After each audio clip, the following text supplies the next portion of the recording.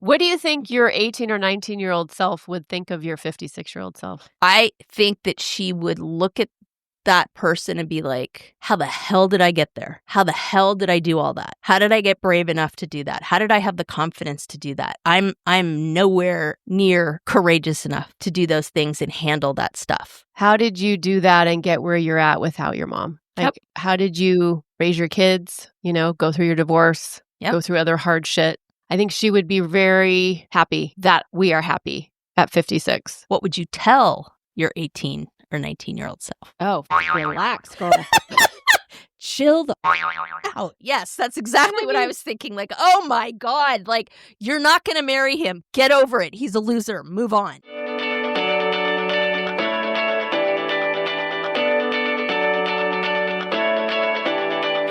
Welcome to Drinks with the Girls. Conversations for women over 40 around connection, change, and the power of female friendship.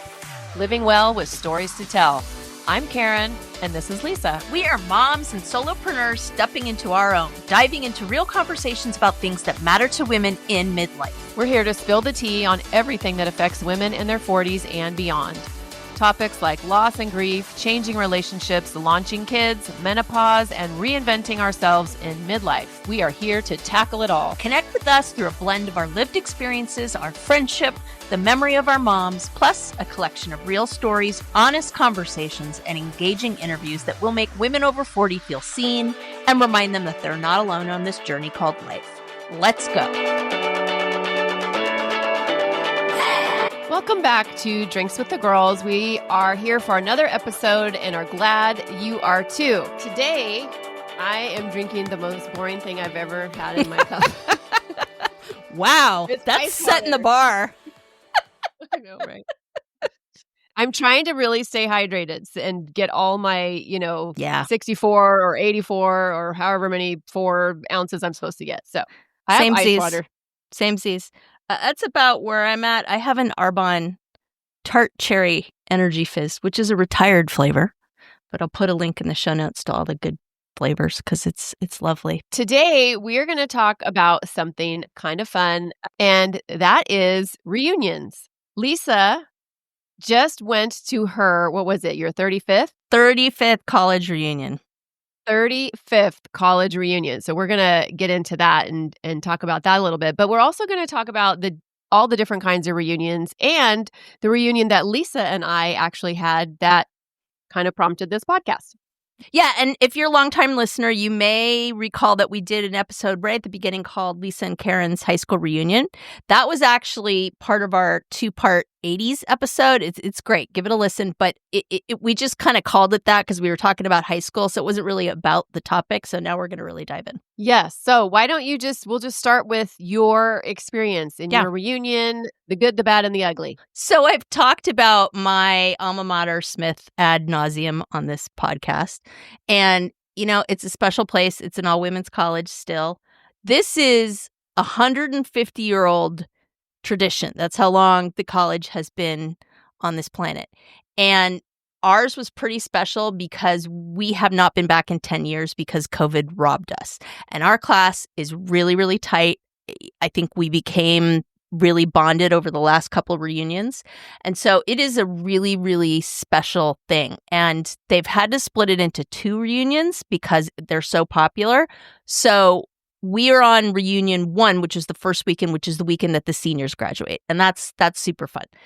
The next one is the week after, and the seniors aren't graduating then. There's pretty special things that happen in both. So we have like this parade, right? And it's kind of funny. I have a question. Yeah. So do you stay for both weekends? No, you don't stay for both weekends. You're either at reunion 1 or reunion 2, depending on where you're at. So for example, and we'll talk about this, they considered the 35th reunion a milestone reunion, and it wasn't before. And what they mean by that, so typically it's like your 25th reunion, your 50th reunion, like your 10th, that kind of thing. But this is super interesting because they did research and they found that the 35th reunion, this time in women's midlife, 56, 57, women are desperate for connection. Hello, like that's how we built a podcast. And community. And they're like, no, we need to make this a milestone because the data was just coming back that people were craving that. And so that's why they did it on the first weekend. I love that. Yeah. Yay, So Smith College I for know. yeah. Yeah. So the only bummer about it is that the eldest alums only attend the second weekend because they need like space. And I swear to God, I cry every single frickin' time, and I'll get emotional just talking about it. But it's like these women in like their 80s and 90s who are coming to their, oh God, here we go, coming to their reunion because it's literally that important to them. And they have people pushing them in wheelchairs. They're in walkers, and it's insane. And you just sit there and you're like, oh my God, I'm part of this powerful thing. So it's insane. So there's a bunch of traditions. The Saturday, so we usually get there on a Thursday night. We have class dinners and things like that. And we stay in the dorms. We stay in the houses. So that's hilarious because this time around we were like, how the hell did we sleep on these beds when we were 18? Like, what in the hell is going on here, right? Because your body was young and Oh pliable, my and you God. could like that when you're 18. Holy crap. We were all just like, God, no wonder we all got futons, right? And so, and you're back at campus. And, you know, I knew I was going to meet up with some good friends, but I was sitting in like the main house that we were in. And I turn around and my best friend from college, she was in my wedding, love her to bet, shout out to Cynthia, showed up. And I turned around and I saw her and I just ran over and burst into tears. Like we literally haven't seen each other, God, 8 years? Something like that, like in person. And I just sobbed and it was just like, oh my God, you know? And so I was on a floor above her and we both had open doubles for some weird reason. So I was like, screw this. Brought my stuff down and just stayed with her. And we were roomies the whole weekend, which was awesome. So, you know, you have dinners and you kind of reunite with people on campus. I went to visit an old professor of mine who my daughter's named after, and that was super special. And then on Saturday, we have this event that's a parade, right? And each class has their own color. I won't even get into it, but there's like this set of 4 primary colors. And so they stagger them so the parade's all colorful, and we all wear white. It's a big thing. So it's like the sea of white with colors. And the seniors are there. And so we parade around and we always pick a theme. So our theme was Gen Extraordinary. And so then we carry these dumb signs that are just stupid jokes. We were definitely on a roll with fighting the patriarchy. So we were pretty spicy. Love it. I don't know that a lot of the signs are podcast appropriate at this point. So I'll just leave it there. But it was great. And then the graduates are the last to come through. So they're out there, they're in white, they have roses, and we walk by them. And it's like, that's the moment they realize that they're joining this tribe of 56,000 women worldwide. You could literally get stranded, I always tell people, in an airport anywhere, and you'd have a place to sleep in an hour. Like, that's the code. And it's just so moving because you can see these young women that kind of drop and realize that they're entering this sisterhood, and half of them are just bawling and they're realizing it, and we're clapping them and saying, you did it. It's so freaking powerful. I can't even describe it. It's amazing. And we'll get into kind of the emotions and the feelings about it because I'm still kind of processing the whole thing, but it's super special. So yeah. I have so many things coming up right now, but I think too, you know, when you talked about seeing your bestie, Cynthia, I correlate friends like that and friends that we don't see very often. I had an experience similar to that a couple weeks ago. I saw my best friend who I haven't seen for a while, and we've both had really, really heavy things happen in our lives in the past, almost year. But it's like, you remember when you were a little kid and you're like 7 years old and you fall down or something at school, and then after school when you see your mom, you just run into her arms and you fall to pieces. Yep. It's that feeling. Yeah, it's that totally. feeling of like safety. Yep. And like, oh my gosh, I can just totally let all this go right now because I've been holding it in for so long. Yep. And 10 years, 8 years, whatever, just disappears. It just disappears. And we had the same thing. Like, she's gone through a lot of crap, and so have I. And yeah, I hadn't put that together until now, but that's 100% what it is. And I think as women, like, we hold it together so hard and so long, and it's always just like, I cannot go down. The ship cannot go down with me. And like, you can let it go for like the first time when you're with this person. And I'm glad you said that. I had not made that connection, but I think you're 100% right. I really don't want to cry through this whole episode. This is going to be a long one Girl, if I let do. the tears go. Let them It's go. like, get it together. Oh my God. Okay. Well, Next and up. I think too, every time we talk about our moms or like my college experience with the Yep. University of Redlands, you kind of talk about it in a way where, because I have, I had made some good connections. I still am friends with them, but you talk about how your experience just wasn't the same, or you had like this expectation. Yep. But it sounds like yours was freaking better. So I mean, not better. Sorry, my deltas. No, not better. But like the fact that it's all women, and that especially at this reunion, you have the octogenarians and then you have the babies who are just graduating and they're just joining and they don't even know how special this is. They're learning, they're Yeah. seeing at this reunion, right? Yeah. But I just think I'm giving myself goosebumps, but because I'm envisioning this for you, the fact, yes, that you have this built-in sisterhood, that is special. That It's is insane. unique. It's insane. And I will say this. My time there, like the actual time spent, was difficult. It was rough. I mean, like, it is freaking hard school. Like, you don't go there to just like party. Like, you go there and you study your ass off because everybody is studying their asses off, right? Because you don't get in there unless you do. And so it wasn't always easy. I felt like a fish out of water. I just felt disoriented, like the ocean was on the wrong side and like the light was different and all that. So the actual experience of going through it was difficult for sure. And like my bestie and I didn't connect until we were juniors because I moved houses. So that was part of it, is going and expecting this whole like Redland situation and not really having that and feeling like I didn't fit in. So the interesting part of this is what I found is exactly what you said. The gift, the beauty of all of this is not only the gift of going to this elite school and with all that, that comes with that, but the gift is a lot of the people that are my besties now in that class, we connected afterwards at reunions. Like, it grew through that, and our class actually became tighter through that period and through the pandemic. So it's kind of this living, breathing thing that has morphed into different things and been there for me in very different ways. But yeah, we're all acutely aware of how special it is, and people are fiercely protective of it. It's Oh, I imagine. there's no the only women's colleges left that haven't merged with a men's college in the Ivy League are Smith, Wellesley, and I think Swarthmore, although I think Swarthmore might be co-ed. No, we're one of like a few. There's not because here's the thing. Nobody can afford to be single sex.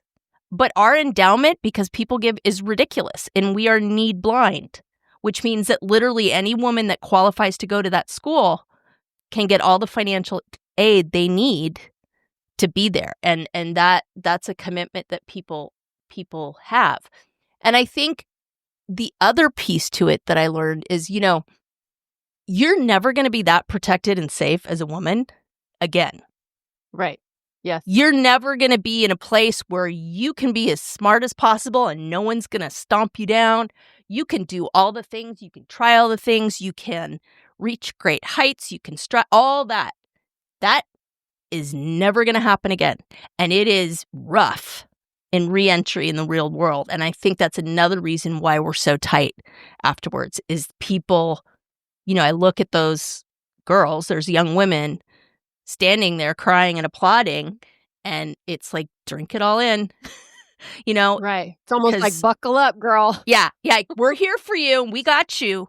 But life is about to get real. So let me ask you this. How do you feel in general? Well, I don't want to say in general about Smith, because I think your reunions with Smith is so special. They're like in a little league of their own. How do you feel about high school reunions? Okay, so full transparency, I've only been to one high school reunion, and I was thinking about this today. My 10th reunion, And it was okay, but I'm literally not connected to anybody I went to high school with anymore. The friendships have either just kind of faded away or purposely gone away. I also don't live in Southern California.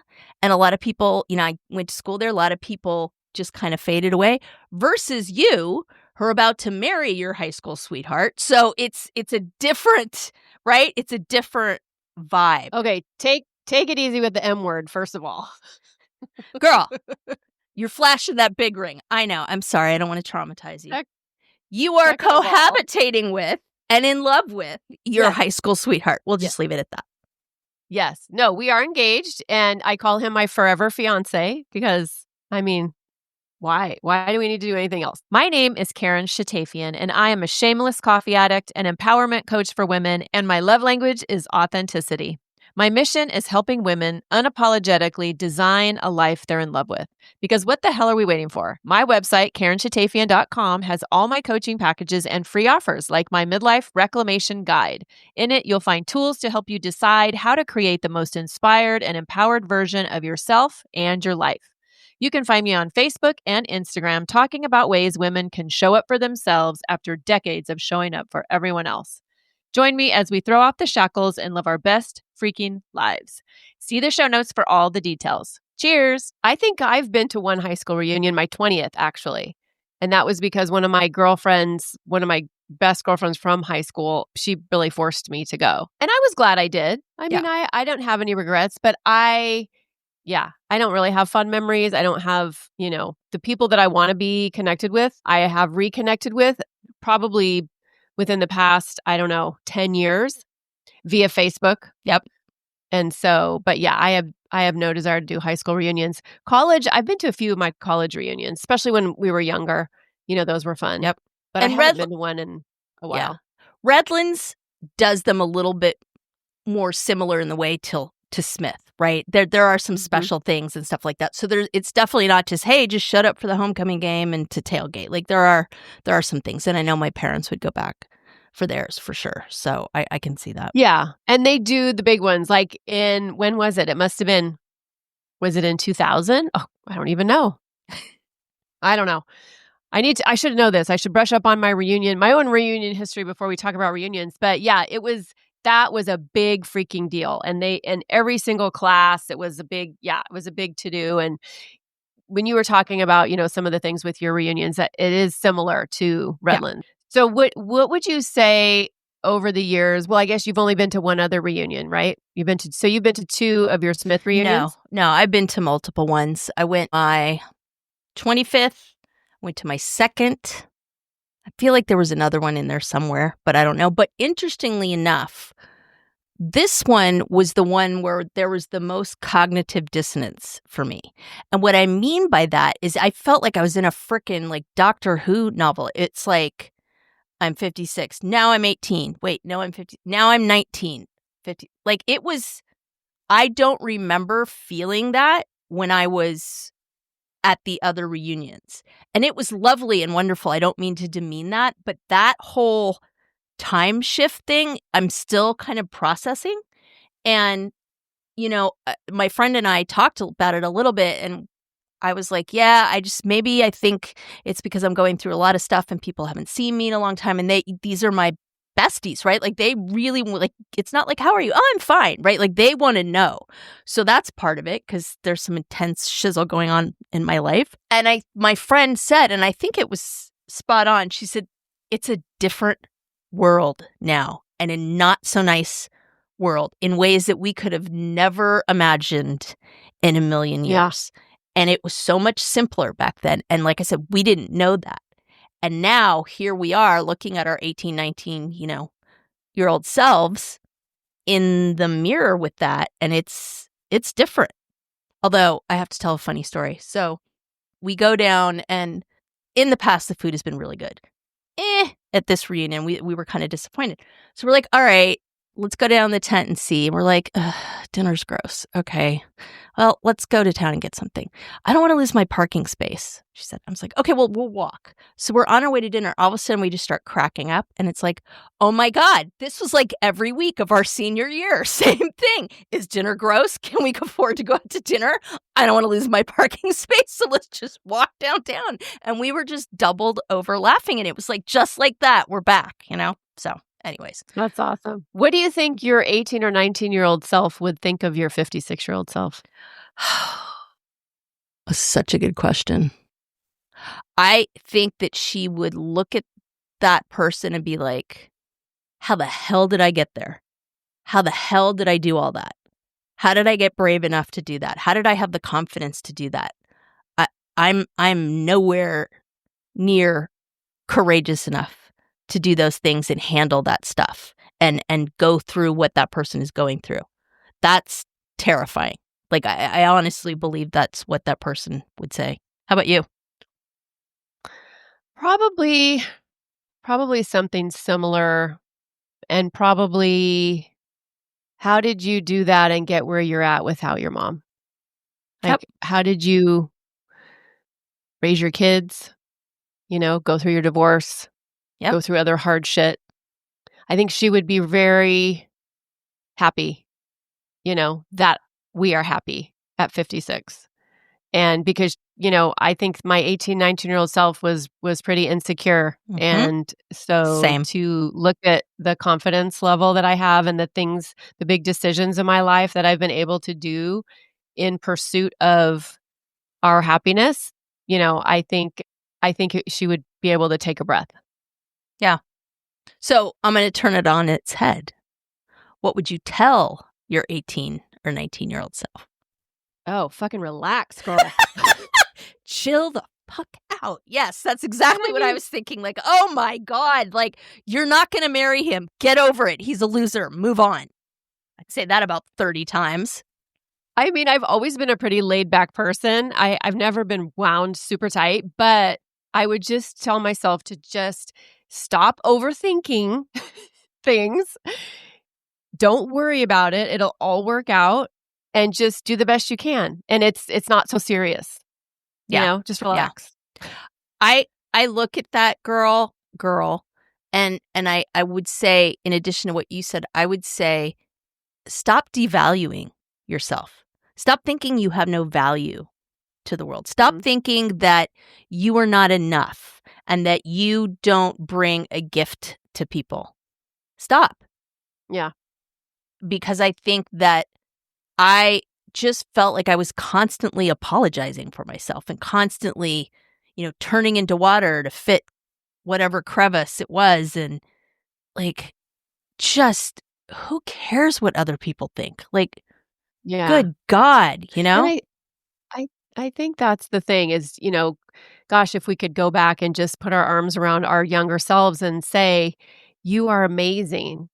And you don't need to change yourself. You don't need to fit into any fad. You don't need to buy into the bullshit. Just be you. Yep. And it'll all be great, But and also that guy you think is cheating on you. Yeah, he's cheating on you.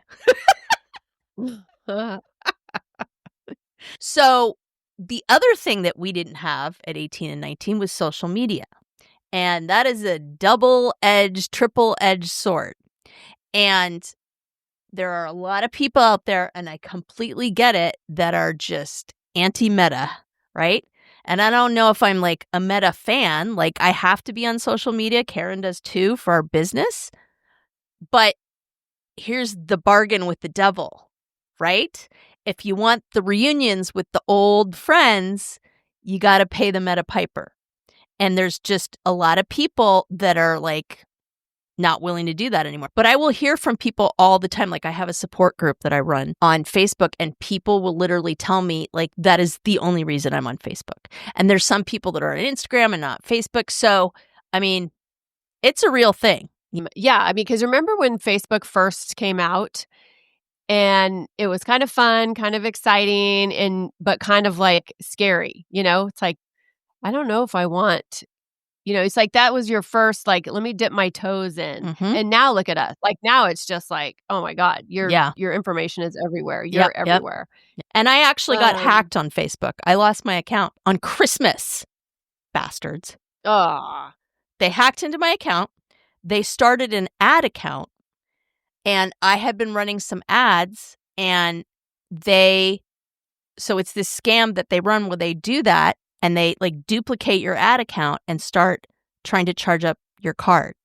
And they put these ads for things that are just, like, pornographic, and so Facebook shuts down the account, and then they try to steal the credit card. Well, luckily, I figured out pretty quickly what was going on and shut everything down. So you pay the piper, you know?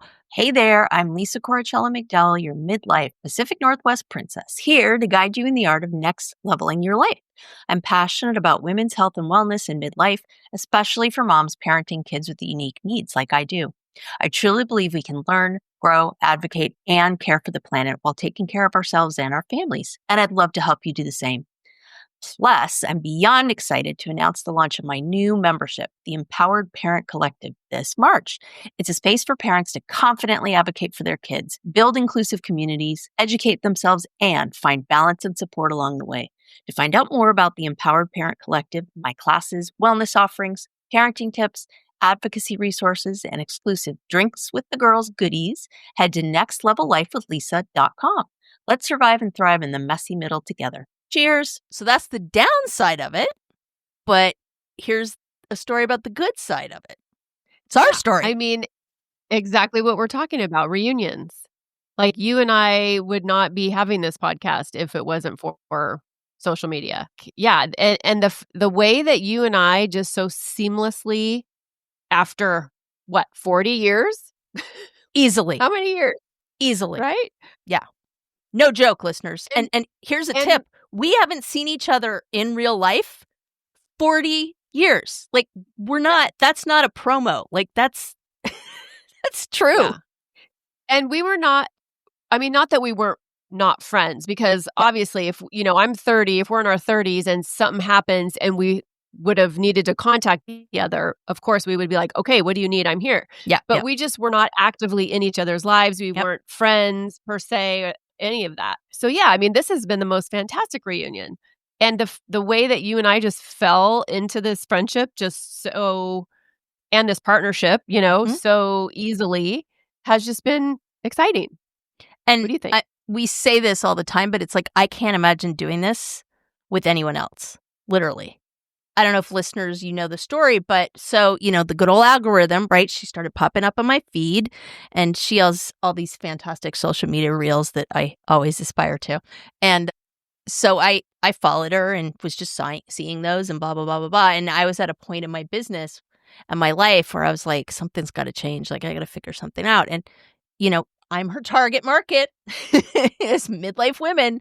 And so, I reached out and I was like, I don't know if this is a fit for me, but I don't think I'd do this with anyone else but you, because you know me, like, let's try it. And so I became a client of hers for a few months. And so it was a business relationship, right? But around that friendship. And as we went through the coaching process, which was fantastic, by the way, I talk about this all the time. Talk to Karen. Things started coming up, right? Because we had this shared language, because like our moms were best friends, because we had similar, we had almost like a genetic code, like this history, this shared history just kind of did that. And I can't even remember how it happened, but somehow podcasting came up, right? Like, I'm trying to remember. Maybe you remember the story better. I don't know. I don't remember the story exactly.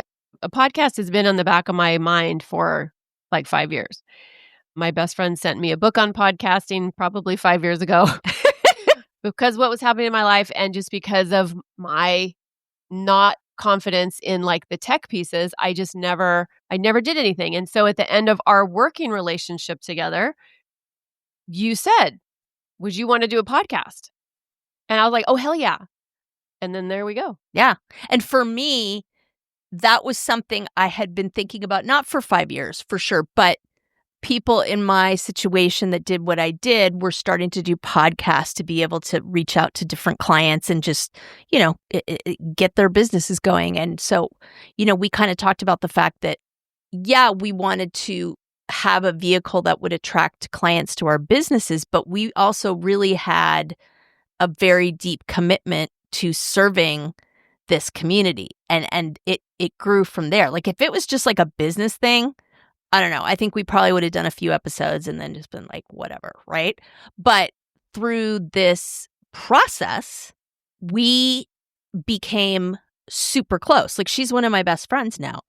And that was all because of the truth bearing and the fact that we committed to show up 100% raw and honest. And it's like we were joking before we started recording, like our first episodes were scripted to the nines. I think we did a pretty good job, but we were just like, oh my God, what are we going to say if we don't know? And somewhere between episode 1 and episode 50, we were like, fuck it. And just kind of threw the script out of the window, right? And just now it's just like, these are the things we want to talk about. Now we have to get a little tighter about it when we have guests, obviously. But the 80s episodes, we were just shooting the shit. That was not planned. We were just talking one day and all this stuff came out. And that kind of, I think, started the confidence. We're like, oh, we can actually have a conversation. No, back it up. No. Okay. There was one episode, and I wish I could remember which one it was, but instead of doing a script, it was just questions. And you had deer in the headlights. You were just like, oh, you were a little... I was nervous. Yeah, I was nervous. And I'm like, we got this, girl. It's okay. Yeah. And granted, it's harder. It's not as easy to just look at questions and decide what are you going to talk about and then keep the natural flow, right? Yep. But yeah, I mean, and we had some stumbles, but it all worked out. The other point I remember is the gratitude episode, right? Oh, and listeners, God. You have to pull that up, right? So that's the opposite, right? So that was still in our okay, let's script it. Let's, so it's for Thanksgiving. And so we started doing it. And 5 minutes in, we were like, this is a piece of garbage.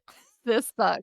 It was so terrible. We were just like, I would not listen to me. I am bored with the sound of my voice saying these words. This is god awful. Screw it. And we threw the script out and just started talking. And I don't know that it's one of our best performing episodes, but I turned out a hell of a lot better than it would have if we went on the script. Definitely. So there's definitely been these kind of truth falls that we've done with each other. You know what I mean? Right. Yes. I want to talk about the reunion that we don't really talk about, and that is being reunited with different parts of ourselves, whether it's a dream that we put on hold, it was a creative side of ourselves that we kind of buried, the joy that we traded for our to-do list, whatever it is. Because I think that those types of reunions for women at this stage in life are really pivotal. Can you think of one that you've had, a reunion with yourself? For me, what I just think back on is it's this series of kind of rediscoveries and just realizing that I was more confident than I thought I was. I had more skills than I thought I did. I don't have to live my life for what people think. And just, it was kind of reconnecting those confidence receptors, I guess, for lack of a better word, right? And just feeling more integrated. When we're younger, we are split 9 ways to Sunday. We go where the wind goes. We don't have that kind of core concept of ourselves and kind of where we are in the world. I think we don't know our place in the world at all. And I don't mean your place. I mean just what is our purpose? Where are we in this crazy life? How about you?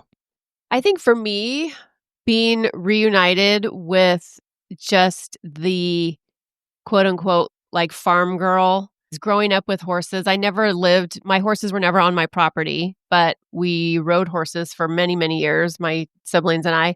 And once I went to college, that kind of went away, and although my sister still had horses, my mom, they still had horses. Now, flash forward, living on 3 acres in the same town that I used to compete at. I used to do 3-day eventing in Fallbrook, and my mom is just doing a jig of glee. I swear, when I bought this house, she was probably just so tickled because she was the biggest horse girl of all of us.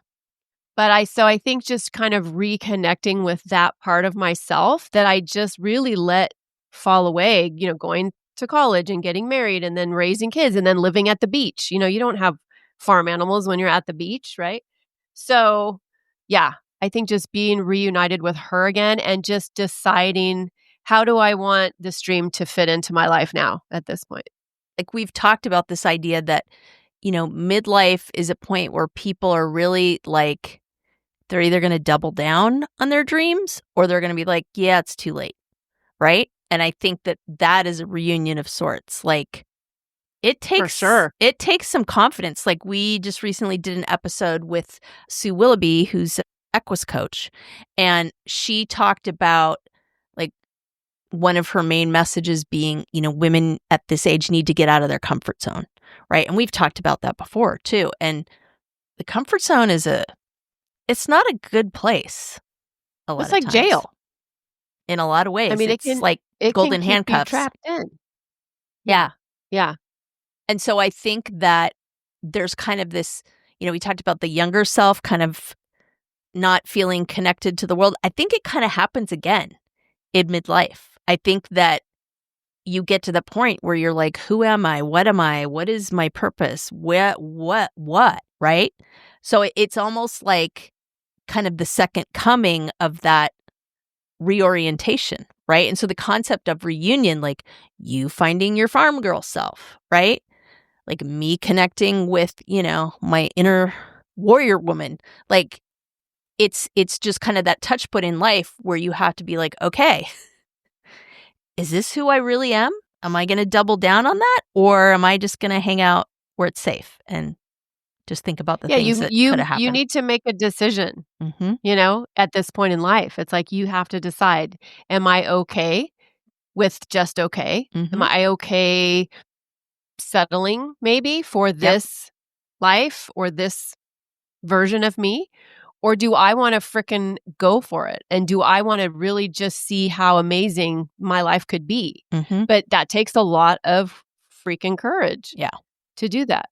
And let's talk about being reunited with like your pleasure and your joy, right? Your desires. Because I think for so many women, we spend decades just taking care of everybody else. And then we get into that survival mode. We are over functioning. All women over 40 are over functioning. I guarantee it.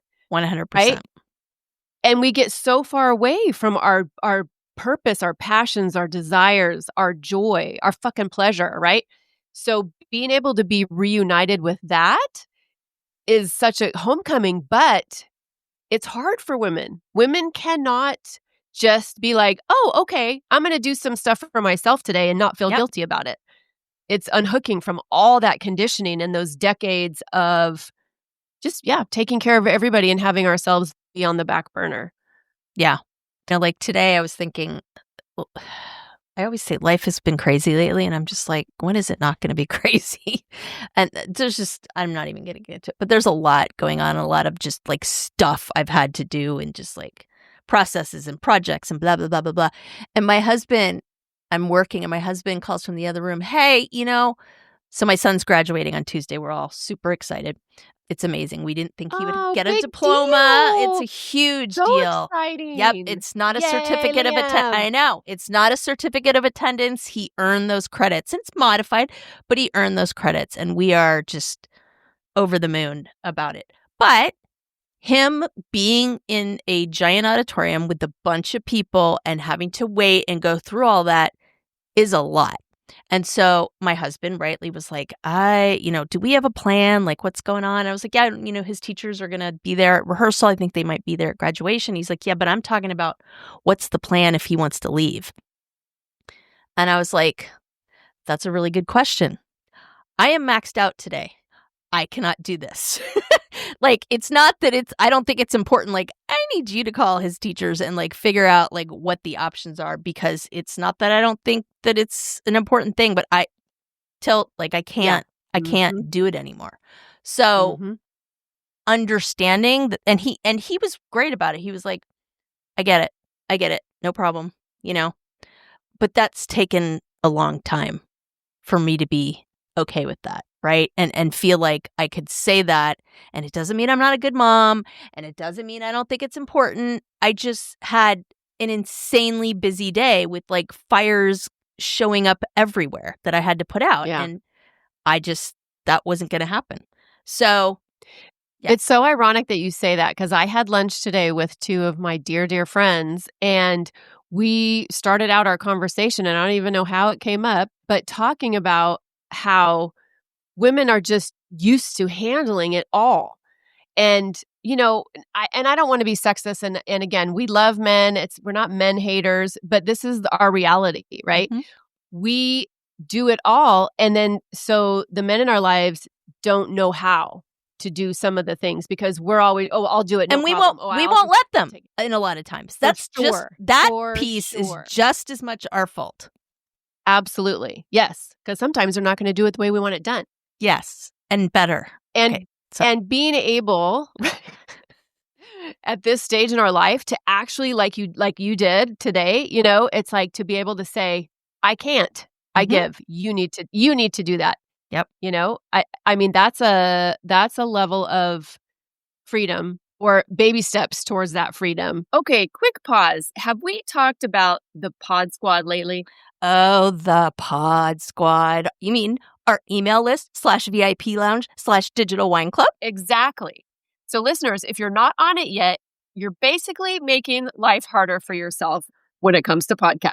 Like trying to scroll for show notes while speed walking on a treadmill. Wait, what was that link again? Oh, no. Grab the side rails. Or pulling up that book we mentioned while you're in the Starbucks line and then realizing everybody else moved up 3 cars and now you're that woman. We've all been there. That's why we made the Pod Squad. You'll get new episode alerts every week with direct links. Easy to listen, easy to share.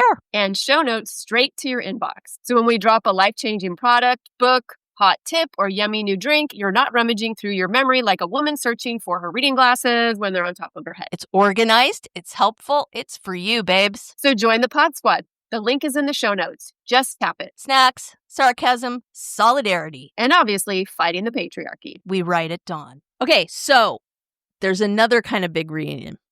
Family reunions. Okay? That's a whole different animal. It's kind of a hot button topic for me right now. I came from a huge freaking family. My husband does not. And after my mom passed, it pretty much whittled down to nothing. And that has been something I've been grieving for a long time. It's been very, very difficult for me. It's really complicated. Karen, what about you? Like, have you had family reunions? Like, I mean, I had them when I was kids, and it was like being in a lake house with all these people that like I got Christmas cards from, but I hadn't seen in a while. Like it's kind of a funky vibe in a lot of ways, like they're fun, but they're weird. What do you think? I've never been to a family reunion. I talk about it with my mom was an only child. So yeah, there was no reunioning with anybody over there on her side. But my dad has 3 sisters, and 2 of them live in Connecticut. And my cousins live back east as well, one in Indiana and one, I think she's in Maine now. But I talk about, wouldn't it be so great if we could do a reunion?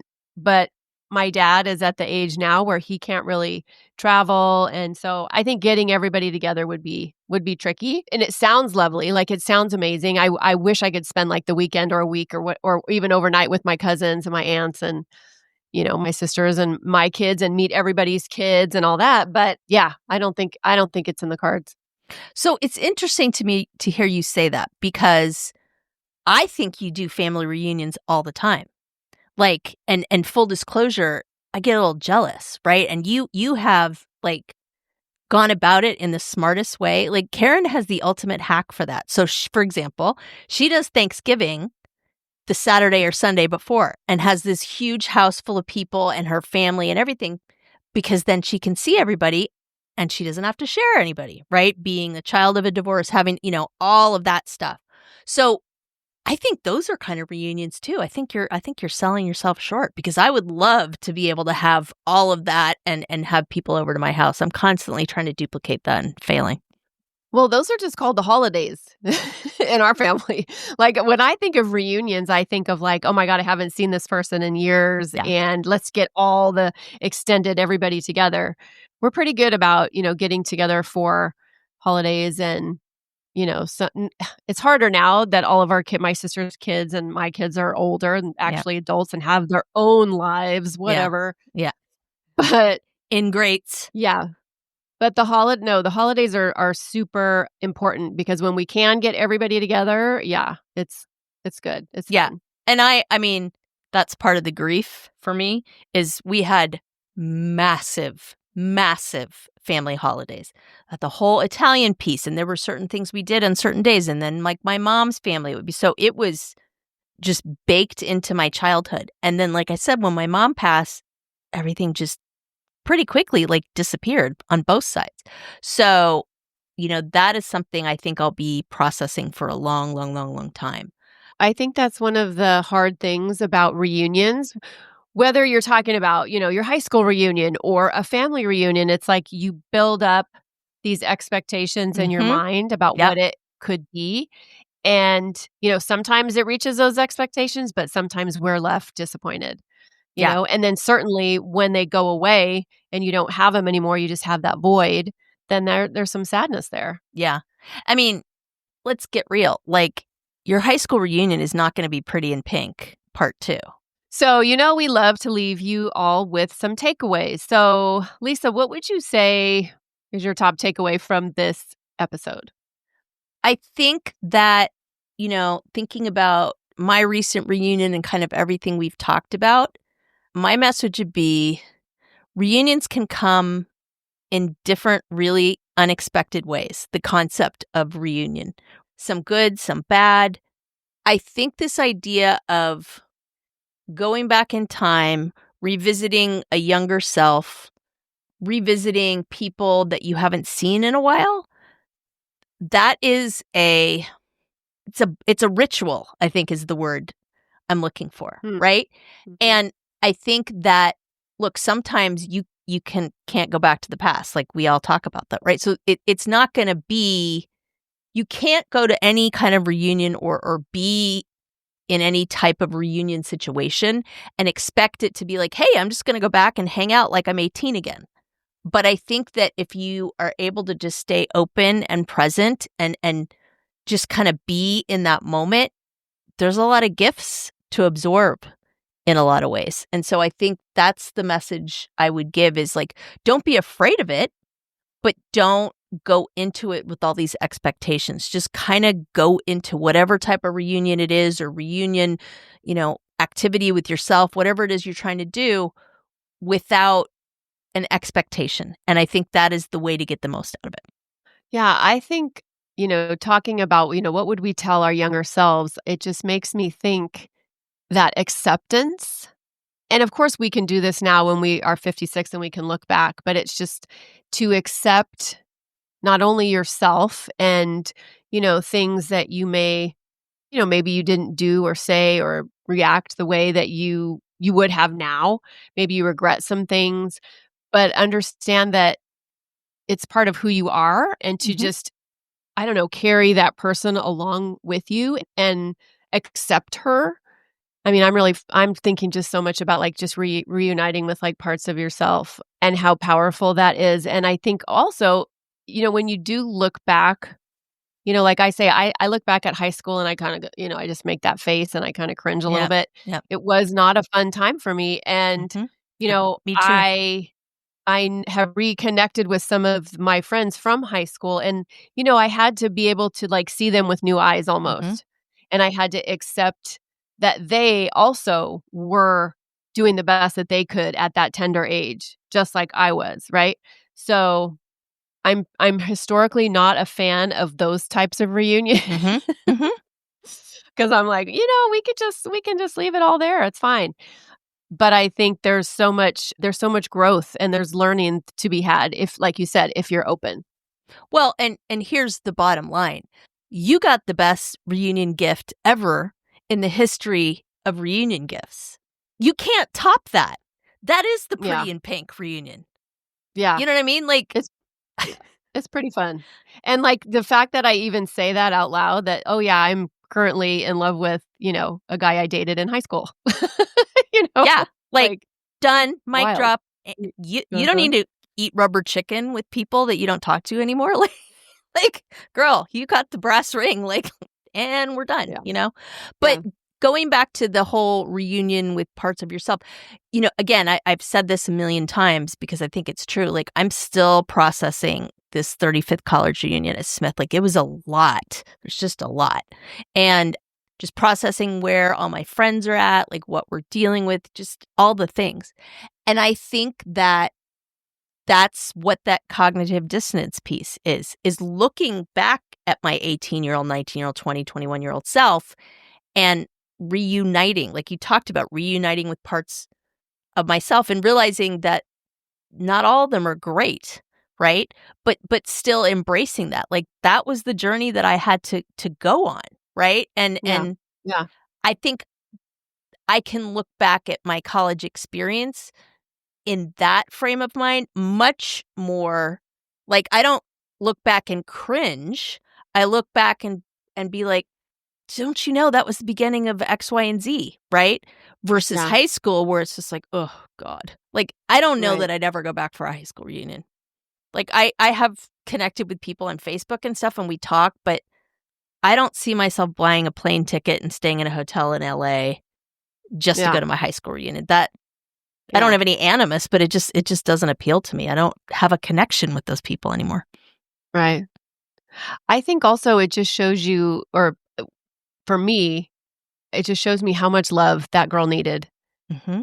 Like, if I could go back and just wrap my arms around her and just give her so much love and just build her up and just, because she will fuck up. She did fuck up. She did some stupid shit. And same sees. She's still worthy of love. Yes. And I think that's the battle when you're young of like, yes. I don't know if I'm worthy. Right? Yes. Like, that's that girl for me, 100%. Like, when I got into college, I was like, okay, I'm worthy because I got in. I'm worthy to be here. I'm worthy to study my ass off and drink it all in and take this knowledge. And like, that wasn't the issue. It was that dissonance. I keep saying this, but that dissonance of expecting the Redlands experience and not having it and just trying to figure out what the heck that was. But if she just would have waited patiently, she would have got something that was 1,000 times better than that. And also, she didn't realize that Redlands experience had to be cultivated also. Like, that Redlands thing had with our parents and with me. Like, it happened over time also, but your younger self didn't necessarily see it that way. It's like, oh, I'm going to go to Redlands or I'm going to go to college and I'm going to have this. This is how it'll be. Instant besties. I'm going to meet my lifelong partner. He's going to be friends with a bunch of people who will marry a bunch of my friends. I mean, it's ridiculous, really, right? And then we'll all just like go off into the sunset. Because listeners, literally, that's what happened to our moms. Like, we're not even exaggerating. So like, but it also was a time when you got married at 22. Exactly. It's a different time. My mom wasn't even graduated from college. They lived in the... My parents neither. Yeah. They live with my parents. Yeah. Exactly. They were neighbors in the married housing on college campus. Well, listeners, this has been a fun and interesting journey. I don't know, fun cuts it. It was a little more heavy duty than that. But I think that this topic has been one that's been brewing, obviously, because of my experiences. But, really just talking about the story of our reunion and how magical things happen.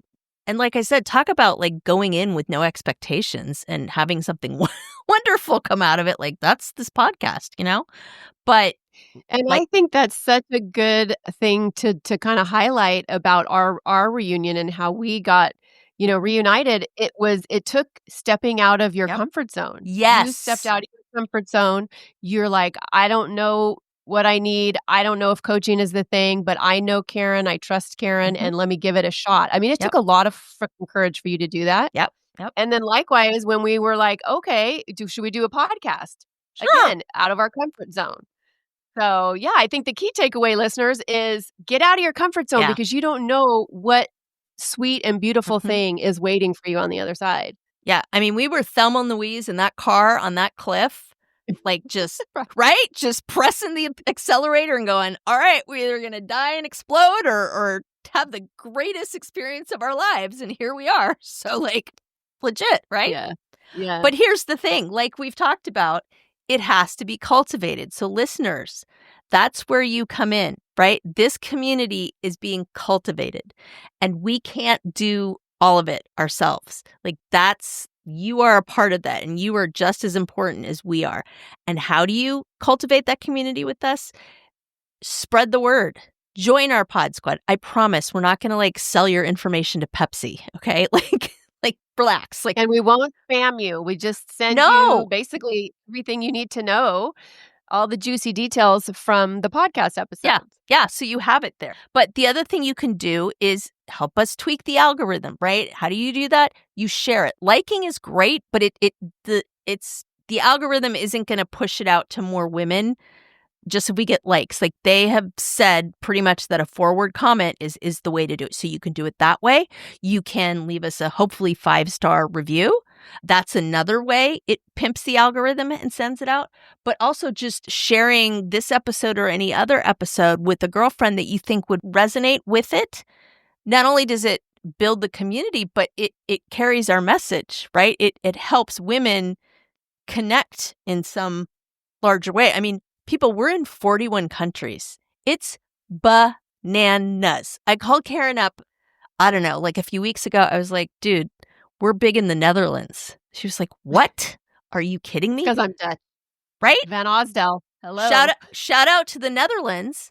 Like literally in a month, they're becoming, I think they're our they're our 4th largest country in terms of like listeners. Yeah. So Dutch listeners, let us know what you need. Shout out to you. Listeners, if you could help us just, and we're on all the socials, thanks to Lisa. We are on all the socials, even Pinterest. So even if you just grabbed a link from one of our socials or grab the link from the podcast and put it on your Facebook page, say, hey, check this out. Something as simple as that. And I know, people are very stingy with their likes and their shares and their comments when it comes to social media and that. But growing this community is so important to us, and then we know it's important to you too. The more women that we can have in this community, the better. Yep. So that's your homework for the next reunion. There it is. All right. Thanks for joining us, everybody. Cheers. Cheers.